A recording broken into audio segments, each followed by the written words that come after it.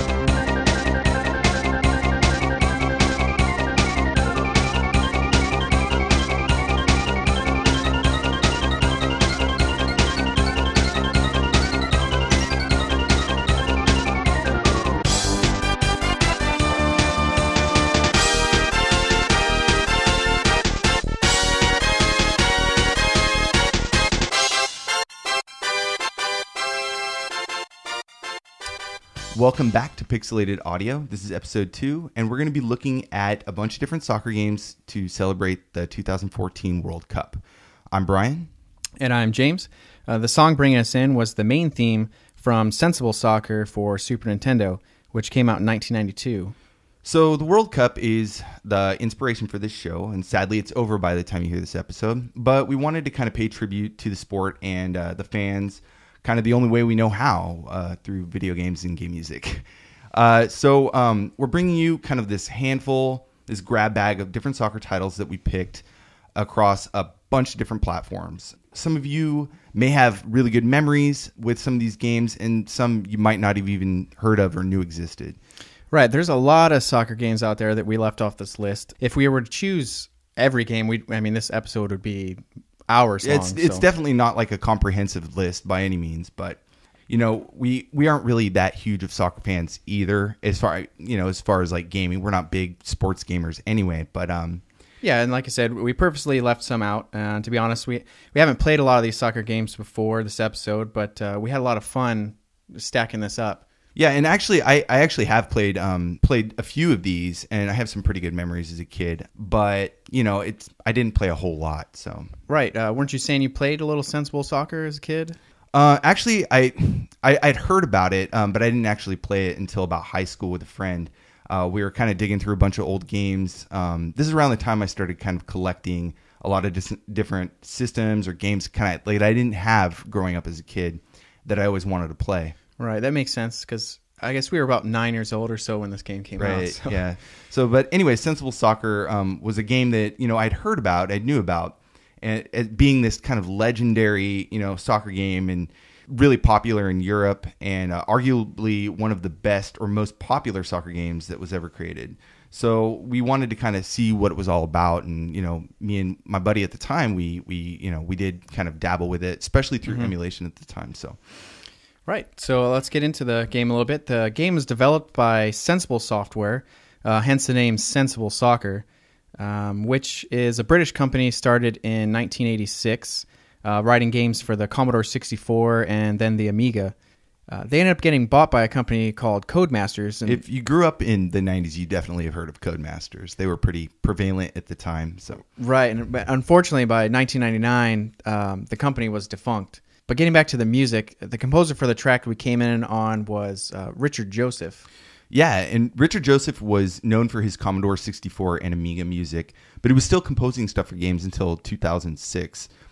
He did James Pond series, Cannon Fodder, Megalomania, and stuff, all for the Amiga. But Sensible Soccer was originally released in 1992 for the Amiga, Atari ST, and I believe DOS, and then was later ported to the home consoles. The Super Nintendo and Genesis versions were based on Sensible Soccer 92-93, which, when they were ported over, they ended up just kind of dropping the year, and it was just titled Sensible Soccer. It was probably because, it was new to the system, and they just thought, hey, let's just give it a title. Right, and that makes sense. But speaking of the Genesis version, the composer for that album was also Richard Joseph, but it looks like it was arranged by Matt Furniss. Awesome. Yeah, and even though the games are really similar, they have a very different sound to the music. Actually, I have both those tracks. You want me to play them right now? We can I think do a that'd comparison. be great. Yeah. Without getting too much into detail on the hardware differences, let me break it down a little bit. The Super Nintendo actually has this PCM synth-based sound chip that you have 8 different voices with, and you can play at the same time. And these samples are basically like wave files. As long as they're in the frequency range, they can be played. Whereas the Genesis has the YM2612, and that's an FM synthesis-based chip with 6 channels. And the waveform is changed kind of by modulating the frequency created. And that's how you get that kind of Genesis metal grungy sound. The one that they're known for. Yeah. So the first one we're going to hear is the track that we came in with. And let me find it here. Which is the Super Nintendo. Sensible Soccer, yeah.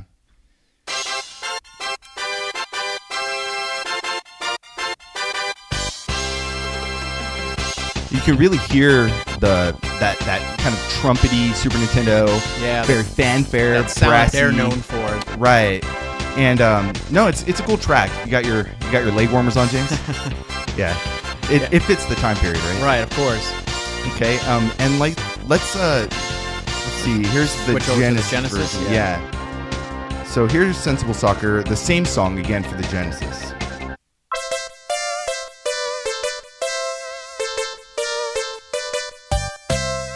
Right away, you can hear that synth sound coming in. So yeah, it still has a really cool sound to it, but it definitely sounds very different from one another. Yeah, no, I mean, this sounds great. Like, they both, Genesis and Super Nintendo, they have their strengths and their weaknesses. Let's go ahead and cut this off. They have their strengths and weaknesses, but they, some songs work better on the Genesis and some stuff works better on the Super Nintendo. So, no, like, they both, it's a great track. Either way you listen to it, but we wanted to come in with that really bright fanfare from the Super Nintendo. Yeah, and we thought that comparison would be really interesting. We found it really cool. But before we go any further, let's get into a little bit of the gameplay for Sensible Soccer. This game has a bird's eye view. It's very zoomed out. The players are very small. It fits into a portrait orientation where you have one goal at the top of the screen. And then the other one just at the bottom. A little further down. The players, like I said, are really small, but it works well with the fast gameplay that this game has. And since you have more screen, you can make a lot of more precise passing. You can make a lot more choices. You have a bigger field of view. And then you also had the ability to edit and save your teams, which made it really fun to customize your game and play the kind of the way that you wanted to play. Yeah, that makes it really unique. Now, I had a lot of fun with this game. It's so fast-paced. I can see why it became so popular in Europe for, at that time. Actually, it's really cool. I actually found that there's still dedicated groups of people or, different clubs and stuff that play Sensible Soccer. One is sensiblesoccer.de, and they're still playing games today in tournaments and stuff like that. Yeah, so that's really awesome. That's awesome that they can still, this game is 20-some odd years old now, and they're still, maintaining. So. Yeah, I would definitely love to see what their matches look like. Oh, I bet it's insane. It was released again back in 2007 for XBLA, but I don't think there's anything as of recently. I don't think there's any other way to kind of track it down at this point. So anyways, moving on to our next list, James. So next on our list is Neo Geo Cup 98 Plus Color.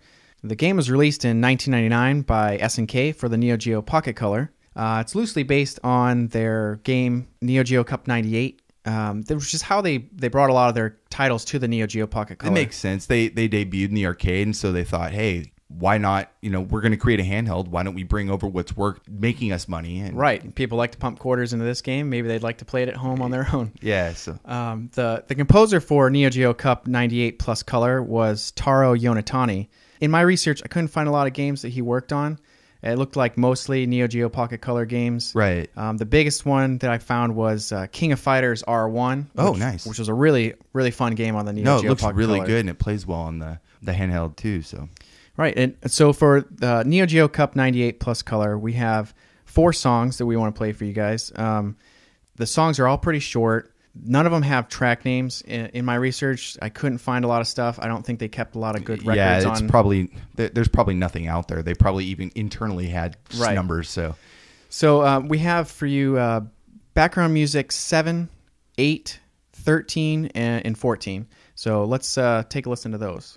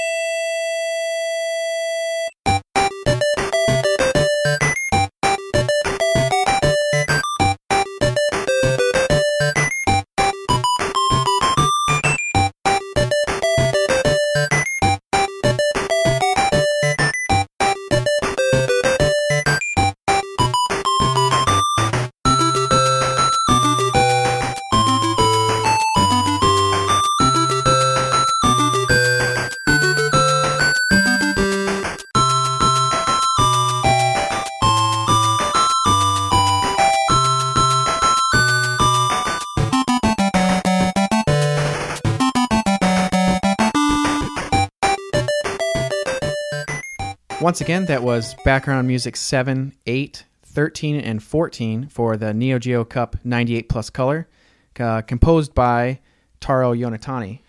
Yeah, just a super fun, bubbly kind of soundtrack.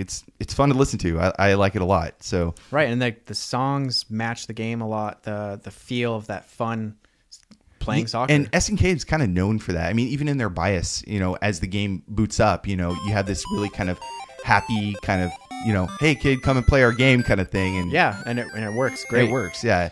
One of the things that I thought was really impressive about this game in particular was how detailed it was for a handheld. The game had super expressive sprites and great movement. Yeah, and the Neo Geo actually had this really great sprite work, and it could do up to 146 colors on the screen at once, which is impressive for a handheld at the time, even though the sprites could actually only do 4 colors each. So like when you have these animation, when you have these sprites on the screen, mm-hmm. They only get 4 colors to actually pick from. But even with that, it kind of masks that kind of limitation mm-hmm. with their fluid animations. Right, and the attention to detail for things like that, it made the game really fresh and fun. It's something I could see spending a lot more time playing. Definitely. And really playing sports games with friends, it's something that you can keep playing over and over, and it was always really fun. And you could play Neo Geo Cup 98 Plus Color with a friend, but unfortunately, they had to have their own Neo Geo Cup 98 copy, plus they had to have a Neo Geo Pocket Color and probably even harder to find cable that linked the two together. Oh, geez. Yeah, I remember like going to, it was Software Etc., and I think our mall had one. And I looked all over. I'd like, where can I buy this thing? Where can I buy this thing? And I think it was Funcoland at the time that was the big game company. They were like, oh, yeah, we're not carrying it. So I had to track it down at Software Etc., and I go down there. It's like $100. And they only had like a handful of games, I think, at the time. It was like Metal Slug and a few other things. Pretty much like 2 weeks after it was released, it was already off shelves in the stores. So it was impossible to find any software for it. So I guess if you didn't know it was coming out and you weren't excited about it, then you probably didn't get it. You probably didn't. Yeah. I even tried going to some like mom and pop places and, asking them, hey, do you guys have any Neo Geo Pocket Color games? And they're like, no, what's that? So so pretty much if you didn't get it when it came out, where I lived anyway, like you're out of luck. It's really a shame that there's no, Neo Geo Pocket Color titles on like a virtual console service. Right. That'd be super fun. A lot of those games, they play so great. And they would be, I could see them selling really well, like people being excited to play Metal Slug and things like that on your 3DS or whatever. Yeah, and the 3DS, has the joystick. So, and Neo Geo Pocket Color had that amazing kind of clicking joystick, and they really would work well together. So yeah. I mean, in a lot of the SNK games, they hold up really well. They still look beautiful. Yeah. So speaking of games that hold up well, the one that didn't is next on our list, actually. So this next title is actually a recommendation from a friend. And the title is FIFA Soccer 97 Golden Edition, which is another game on the Super Nintendo. It's a multi-platform title published by EA Sports on June 24th of 1996. And the PlayStation had already been out for about a year at this point. The Nintendo 64 actually came out the day before this game launched, so it might have played a big role in how this game turned out. Yeah, and we see that a lot even nowadays, where companies want to release a game, and the N64 is saying it's just coming out, but everybody already has a Super Nintendo in their home. So who is their biggest audience? Well, right now it's those with the Super Nintendo. Yeah, so it's like you could get the game, or you could buy the new system and get the better version of the game, but at least people can still make sales. And better is also up for debate too, because it turned out differently on different systems. It's the fourth game in the FIFA series, and it plays on an isometric playing field. So you have one goal in the bottom left corner, and you have the opponent's goal in the top right corner. The composer for the game is Kev Bruce, and he's a British composer, and he also did the music. He did the ports, actually, for Revolution X and Power Drive for Super Nintendo, and he did Doom for Sega Saturn, or at least the port of it. The music of the game is pretty good, though. It's got this really cool rock and roll vibe. I like the music a lot more than I enjoyed the game, actually. On our tracks here, we have Game Options 2, Halftime, and Playoff Championship. So take us away, Mr. Bruce.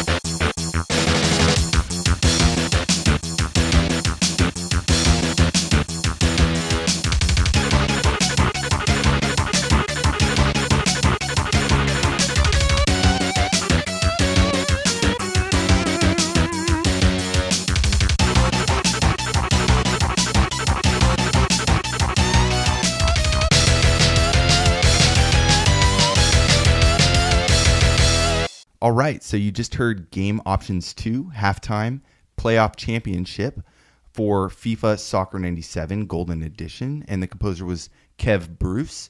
What an awesome soundtrack, right? Yeah, I mean, it definitely doesn't have that Super Nintendo sound. It's really dark. It's awesome. Like I like just want to jam in my car to that. Yeah. I mean, my first thought was, is this a Sega Genesis soundtrack? I mean, it really has does really sound like that grungy, Sega sound. Yeah, like that sound to it that Genesis is known for, not so much what Super Nintendo. And the guitar riffs, just wailing on the really high solos and stuff. It's a really good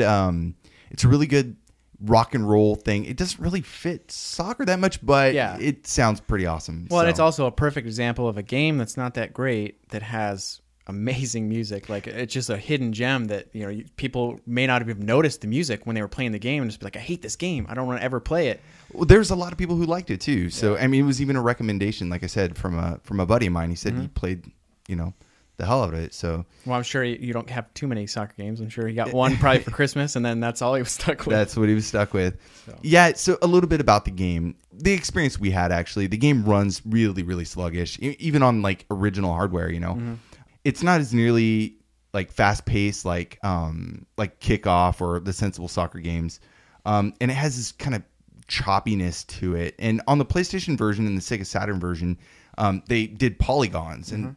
That versus the Sprites stuff that they did for Super Nintendo, but it's still, to me, it was just a little bit choppy.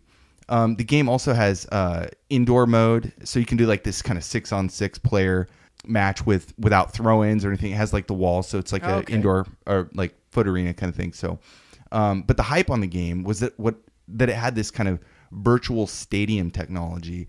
But it only found its way into the 32-bit consoles at the time, so the Super Nintendo and stuff didn't even get to experience that.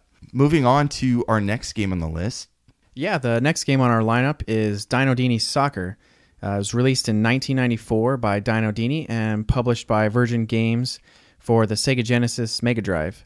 It was originally a port of the game Goal from the Amiga to the Sega Genesis. It's pretty much the same game. It has a little better graphics and a new 4-way play feature. It has an overhead view like most soccer games with one goal at the top, one goal at the bottom. Unlike a lot of the soccer games of the time, Dino Dini's game actually depicted race of the different teams from around the world. That's pretty cool. Yeah, it was kind of neat. The composer for this game was Matt Furniss.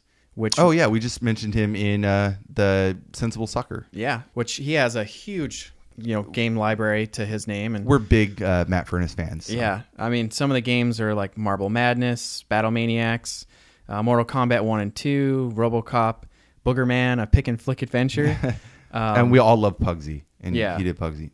No, we don't. But anyways, what do we have lined up? We have 2 tracks from Dino Dini Soccer. We have menu theme and game background music. So let's take a listen to those, and we'll be right back.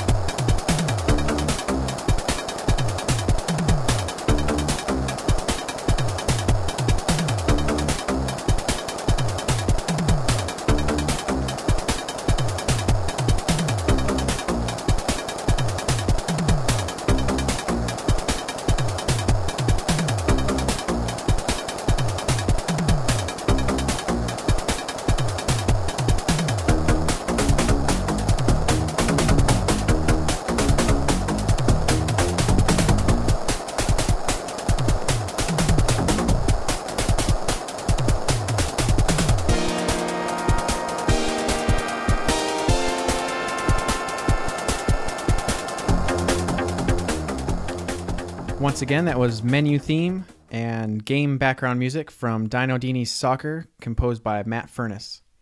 I like those tracks a lot. They're really that first one's super jazzy, has this cool like drum and bass. Yeah, I mean it's a great track.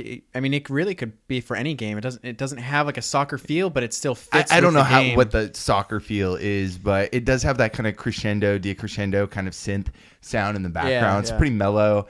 I dig it. It's really cool. The next track is pretty cool too.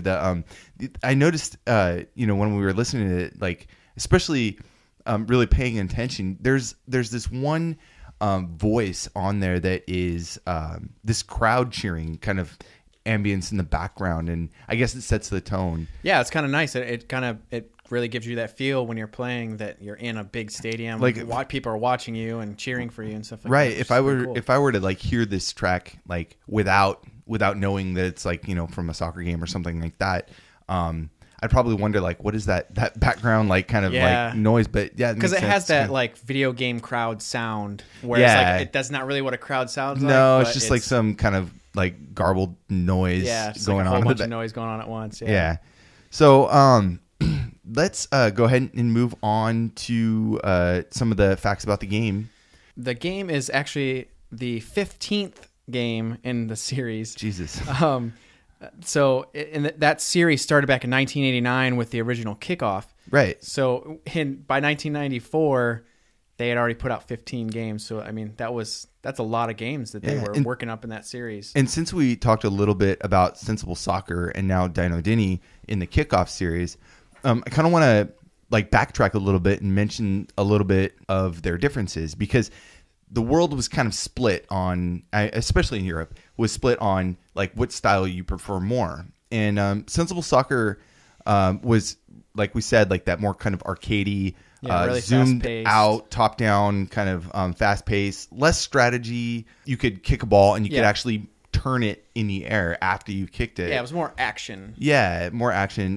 One touch passing, and the ball also sticks to the players as they dribble around. Mm-hmm. So you don't have to worry about like leading the ball and like, moving away from it. Yeah, you can make a sharp turn and the ball's going to come with you. Right. Whereas the Kickoff series, in Goal, Dino Dini, the ball didn't stick to your feet. And so you had to really think about, with that ball being led or leading, like how you're going to maneuver your characters around.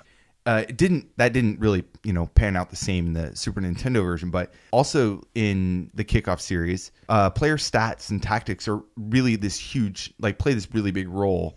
Yeah, I mean that whole series has much more of a realistic, it's very calculated, and referees even have different moods. They may, in one match have, be making more yellow cards or something. Mm-hmm. Maybe, you can get away with more fouls in one game, more, kind of rough play and stuff.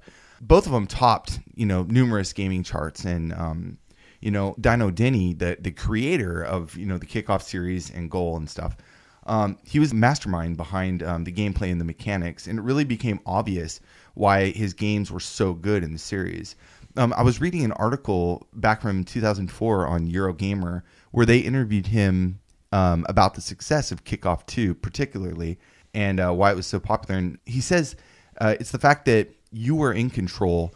The game was designed to be a part or a sport in its own right, and there'd been nothing really like it beforehand.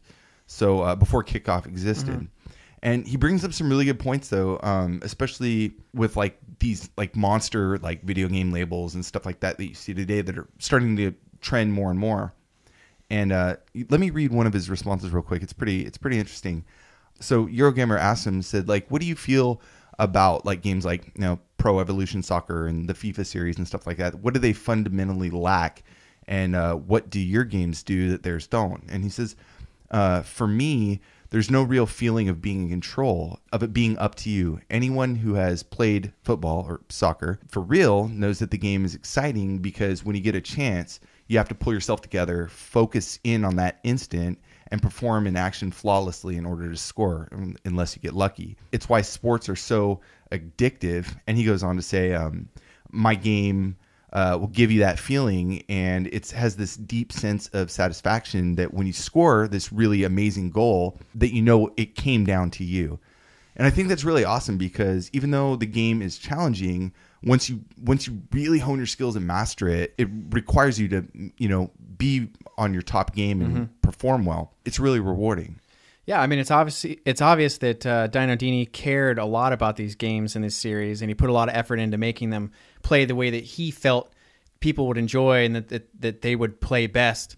And I mean, and we talked about how they were different.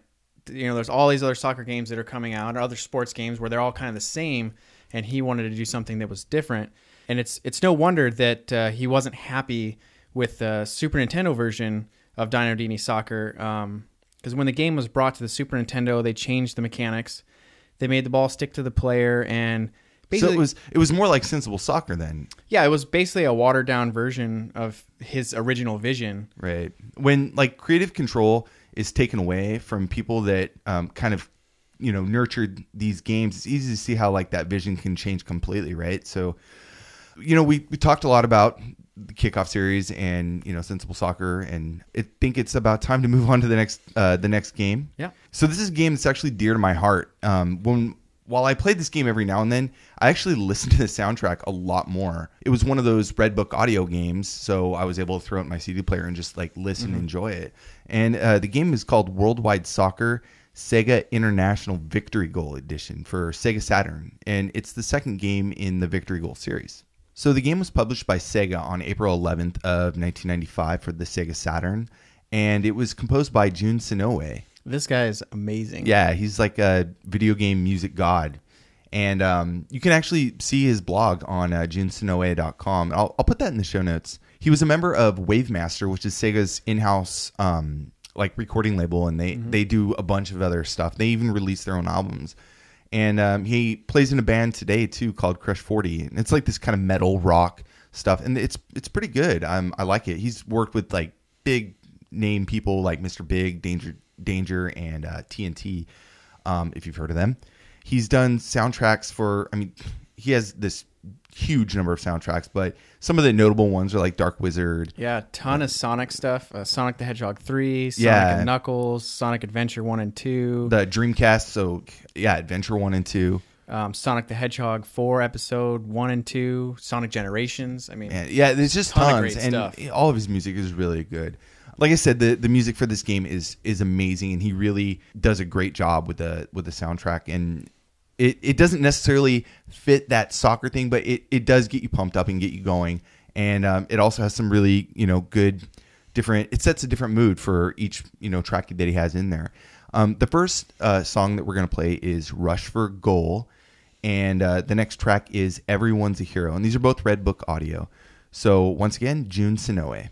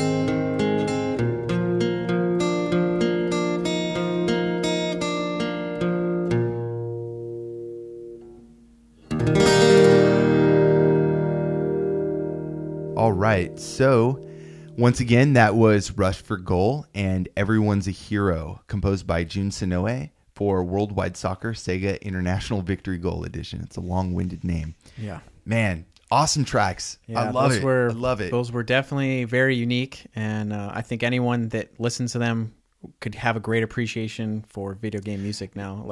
Yeah, totally. And the first track, so actually the second track that you listen to that really kind of Everyone's a Hero. Yeah, that peaceful guitar, like acoustic guitar, and they play the kind of theme kind of over and over. Mm-hmm. And if you listen to the first track again, you can kind of hear that tone with like a guitar solo kind of going off, and they keep that idea going throughout the whole soundtrack. I mean, there's tons of great songs on this game, mm-hmm. and I just picked those two because they kind of showed the diversity of the game. But no, like just really good music. And when I was a kid, I used to put this disc in my CD player, and I would just go through all the tracks and just leave it on repeat. And it was funny because I started learning the guitar as a kid, and I remember one thing that I did was I grabbed, picked up my guitar, I put this in the CD player, and I sat there like play pause to learn Everyone's a Hero. And I ended up like writing out the tab for it just so I could, have it written somewhere. Yeah. So, and I still remember today, like how to play that song. Yeah. No, you've played it for me before. It's awesome. and it's funny because like I would play this song and like for some of my friends and stuff, and they'd be like, "Oh man, what song is that?" And I was too embarrassed to say like it came from a Sega Saturn soccer game, but like it's a good song. Yeah. Anyways, a little bit about the game. The panning side to side of the camera, kind of zoom in and out on the players. You have this kind of side view, and mm-hmm. the goals are right and left. It's actually a pretty good game. There's still sprite-based characters, and they later turned to polygons when they went to Worldwide Soccer '97. Mm-hmm. So just a little bit later on, then they changed that feel up a little bit, but the field seems really big and, in comparison to the player size, and it works real well. And the game is actually really fun. Mm-hmm. I didn't put a lot of time into it, but I did play it as a kid, and I had a good time with it. That's great. Yeah, it didn't feel cramped at all. Anyways, James, what do you have lined up for us next? Next, we're going to go back to a handheld with Nintendo World Cup for the Game Boy. Awesome. The game was released in June of 1991, developed by Technos Japan, and published in Japan by Technos and by Nintendo in the U.S. It's also known as Neketsu High School Dodgeball Club Soccer. Awesome. It's a kind of an odd title. But, they like to keep their names short and concise in Japan. Yeah. The composer is Kazuo Sawa, and he has a huge list of amazing games. Very heavy hitter. Super Dodgeball for the arcade and Nintendo. He has River City Ransom, Double Dragons 2 for the Game Boy, X-Men Mutant Wars. I mean, and the list just goes on. Very talented individual. Yes, very talented. I have 2 tracks from this game, Final Match Theme and Choose Your Team from Nintendo World Cup.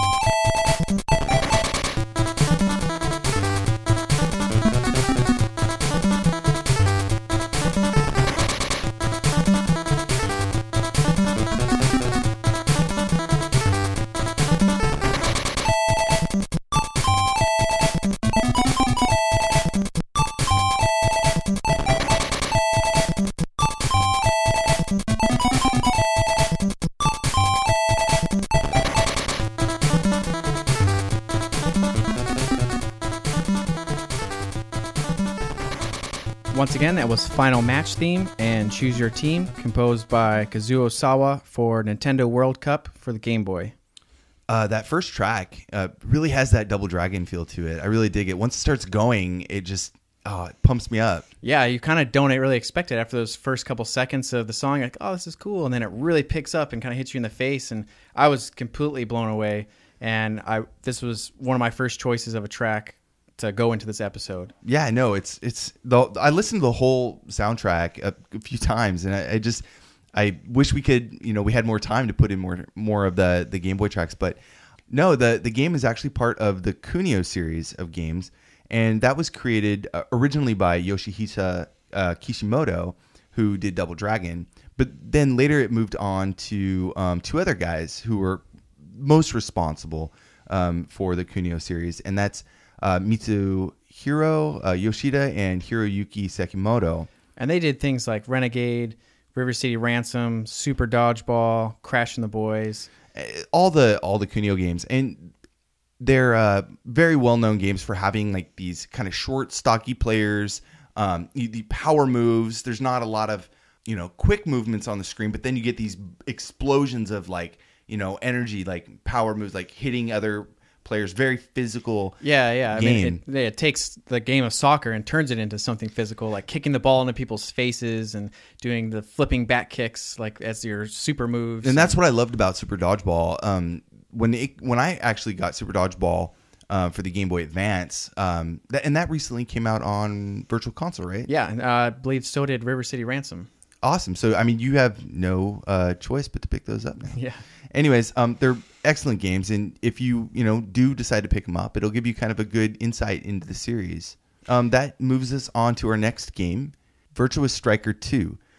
This was published by Sega and developed for Sega AM2 in the arcade, specifically the Sega Model 3 hardware, and released in 1997. Because of its popularity at the time, it was actually released 4 different times, and they kept making these improvements and stuff on the visuals and the gameplay and stuff. And then version 2000 was released on the Dreamcast and Naomi baseboards. The composer for this is Hideaki Miyamoto, and he did Burning Rival for the arcade and Virtua Cop 2 for the arcade and Saturn. Let's see, Virtua Fighter 4, Yakuza 4, and I found out he did some sound effects and stuff for Shenmue 1 and 2 as well. Oh, nice. Yeah, so the block of tracks that we're going to play is, there's 2 tracks, and it's Name Entry and Instruction. And once again, this is Hideaki Miyamoto.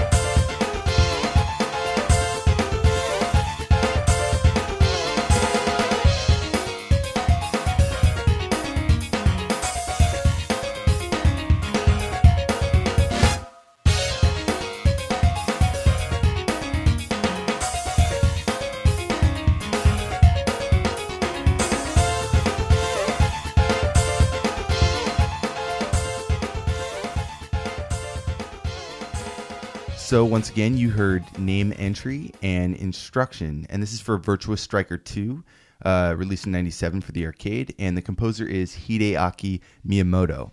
It's funny with all the places that you could pick a song from the game that these two awesome tracks come from. I simplest know. things like entering your name and figuring out what buttons do what for the game, and I mean these tracks are great. Yeah, I know. When I was going through the whole soundtrack, and I was like, oh man, which ones do I want to put in the episode? And I heard this, and I didn't even look at the name yet, and I was like, oh man, it's the instruction screen. All right, awesome. Let's put that in there. And then I kept listening to it and listening to more tracks, and the next one that popped up was Name Entry. And the most self-explanatory tracks, in the album. So yeah, that first track actually sounded like it could be part of like Wave Race 64. Mm-hmm. It sounded really like like Dolphin Beach. Here you go. Super mellow. Dolphin Park. That's right. Yeah.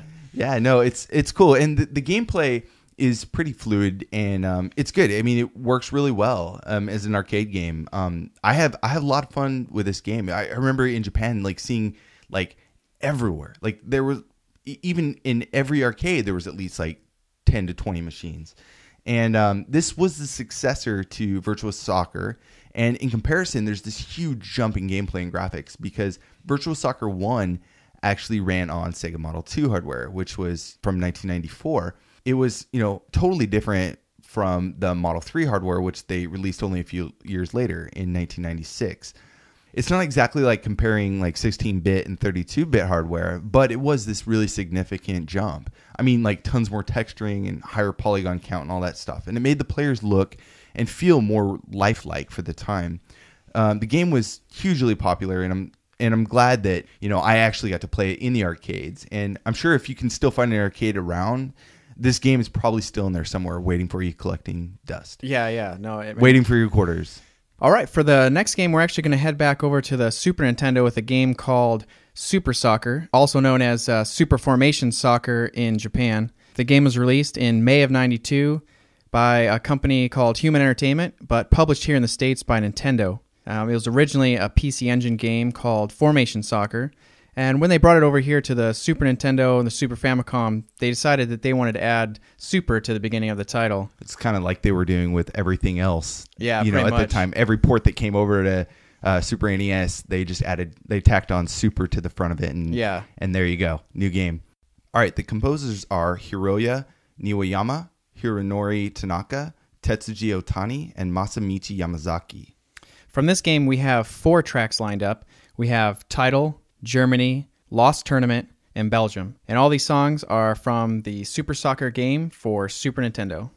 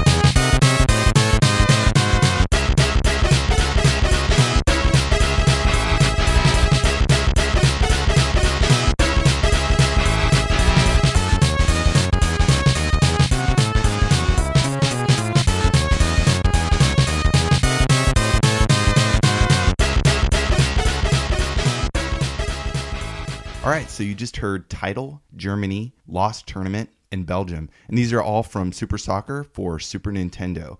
Composed by Hiroya Niwayama, Hironori Tanaka, Testsuji Ohtani, and Masamichi Yamazaki. Right off the bat, as soon as you put this game in on that title screen, it really kind of gets you ready to go, like really excited about this game. I love it. I love it. A lot of good memories there. That track Germany, I especially have a ton of memories with because we always fought over who would be Germany when I was a kid. Yeah, I remember when we were setting up this episode, you had talked about how much you really liked that track, and when I played it, it really reminded me a lot of like Ninja Turtles, like maybe like the surfing level with like once it starts to get in there the with sewers that high and pitch. stuff like that. Oh yeah, no, it's really cool. I like it a lot. Lost Tournament, it's kind of sad. Yeah, but I guess that's after you lose a match, they kind of have to bring something and they can't just pump you back up. So. Yeah, it still kind of has that like exciting sound to it, but it definitely has that little bit more of a sad sound, which reminded me of a little bit of like a Sonic the Hedgehog feel a little bit. But it was another track that I kind of stumbled upon towards the end of the album, and I was like, oh, I really, really like this. But this game was really hard to narrow it down. And I mean, so that's why you see that there's 4 tracks in here. Yeah. No, I have to say that Belgium is actually my favorite track, probably out of all of them. It's super high pace, that, guitar like in the background, just like chomping away at chords. It's really cool. Yeah. Another thing that I thought was really cool in this game was they had a really interesting feature towards the end. So if you got into a tournament mode, and you beat all the national teams, you weren't done yet. You still had one team left. And here in the States, you fought Team Nintendo. And in Japan, you fought Team Human. That's awesome. So it was kind of like the company, they made it so that they were the final boss, or the final. Yeah, it's like a final boss. Yeah. So I thought that was kind of neat. Another thing they did kind of different in the game is that it's the field of view is different. And they use Mode 7 for this. So it kind of scrolls back and forth, where the players are, whoever's in control of the ball. The goal on the player's side is, down at the bottom, and, the opposing side is on the top. But you kind of get this 3D effect with that. So the Super Nintendo actually had no dedicated 3D support. What it did have was 8 different ways or modes for displaying this background layer. And Mode 7 is really just a 2D plane with like textures mapped to it that could kind of scale and rotate, giving you that 3D effect.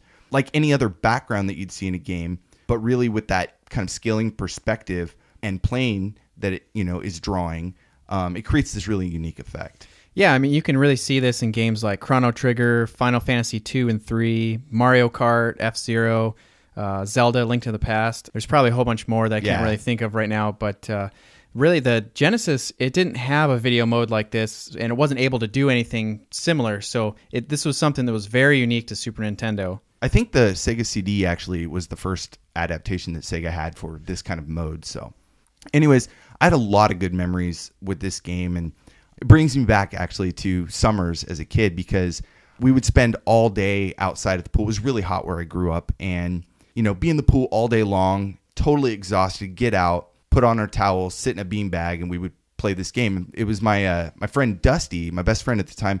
We would just spend like all day playing this game, and this is back when kids actually used to play outside, right? Yeah. So, which they don't do anymore. Anyways, so we would play this game like all the time, and we'd always fight over, like I mentioned earlier, Germany, because if you look at the stats in the game, like when you pick your country that you want to play as, they're all based on these meters, and I think there's like 4 or 5 meters, like accuracy, speed, stamina, all this stuff.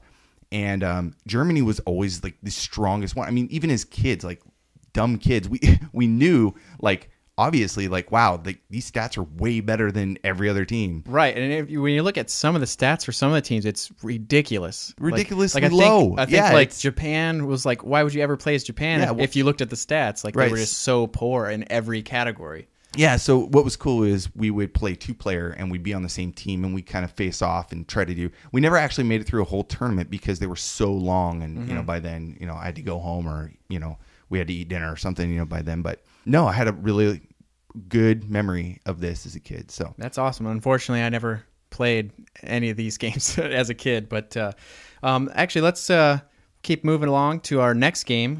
What do we have? We have Captain Tsubasa Volume 2 Super Striker for the Famicom, released in 1990. The game was published by Tecmo, and it's a shame because it never actually came here to the States. It's the second game in the Captain Tsubasa series, and it takes this really cool cinematic approach to playing more like an RPG does. And it has like this very similar kind of menu system with stats for the characters, and players level up after games are won, which is really cool. For the composers, we have Keiji Yamagishi, and he did stuff for Ninja Gaiden 1 and 3 for the NES, and Tecmo Baseball and some of the other Tecmo sports. We also have Mayuko Okamura, and she was one of the composers for Ninja Gaiden 2 and Bad News Baseball. And lastly, we have Mikio Saito, who did Gemini Wing in the arcade and also worked on Castlevania Rondo of Blood for PC Engine. Awesome. We have 4 tracks lined up. We have Opening, Opposing Team Flamenco, Opposing Team Toho High School, and Last Scene. And these are all from Captain Tsubasa Volume 2 Super Striker for the Famicom.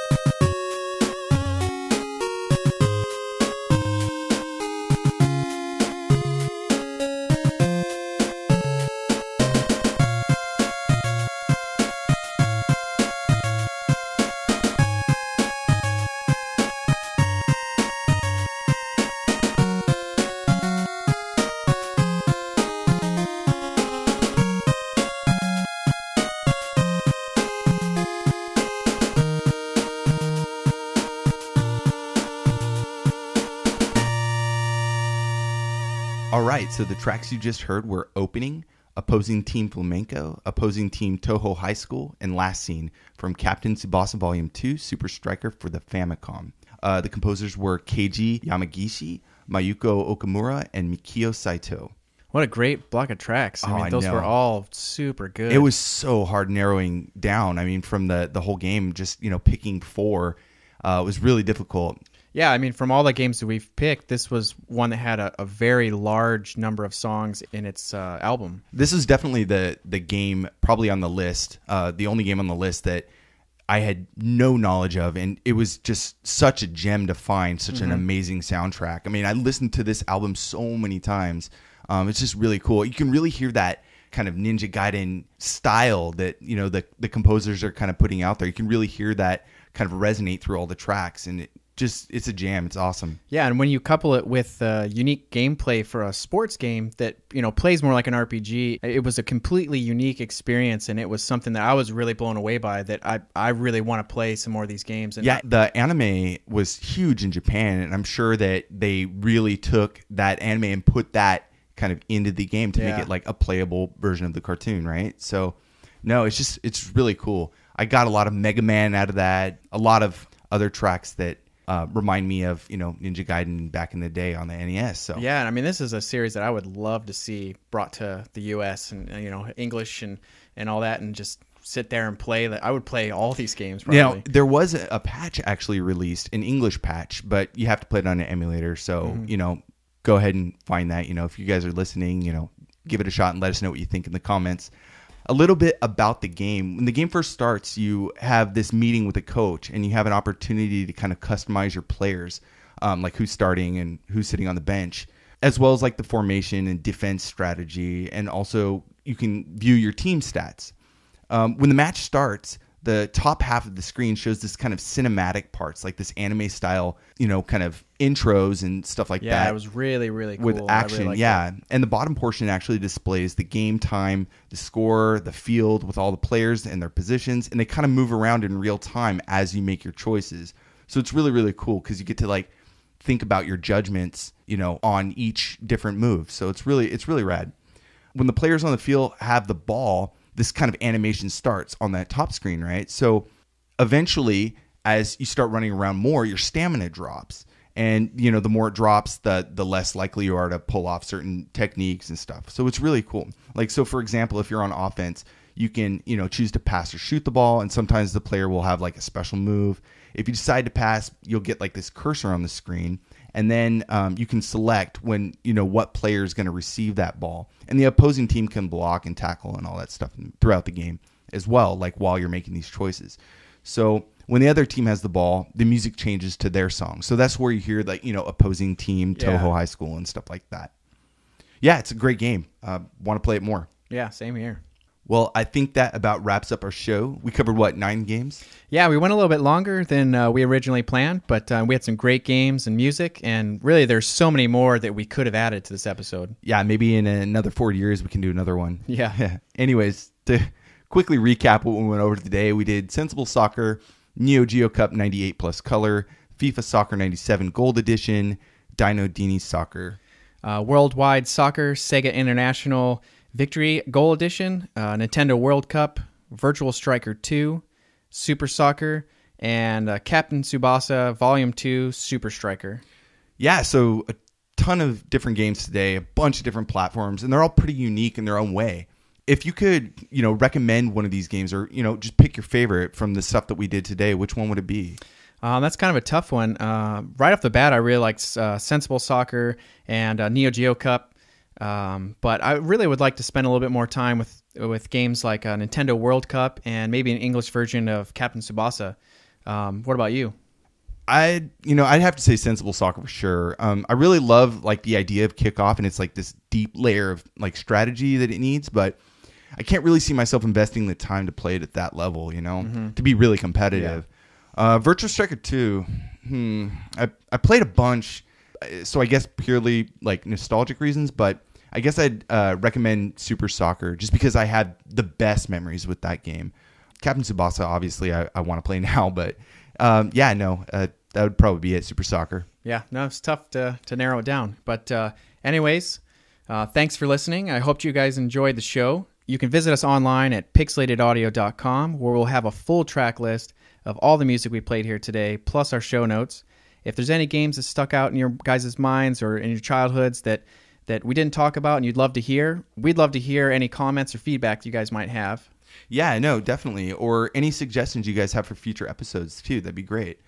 You can also follow us on Twitter at Pixelated Audio, and we would really appreciate if you rated us and left us a review on iTunes. Yeah, those reviews are great for us. So anyway, we'd normally leave you with an OC remix track, but recently they did a whole World Cup tribute album that's available for download on their website. Yeah, and it's really good, so definitely check that out. Anyways, instead what we're going to do is we're going to play a track from AWS Pro Moves Soccer for the Sega Genesis Mega Drive, released in 1993, just because it's so damn good and we didn't want to leave it out. The composer is the famous Jesper kid, and we're really big fans of his. So. Yeah, he's one of my favorite composers. He did things like Assassin's Creed, Borderlands 1 and 2, the Hitman series, Freedom Fighters, and just a ton more amazing things. Yeah. That's going to be fun. I can't wait to do a Jesper Kid episode. Yeah, no, so this is actually his first game on the Genesis, and he used a custom sound driver that was developed by his company, Xerinx. The title of the track is simply AWS Pro Moves Soccer. Thanks again for listening, and look out for the next episode.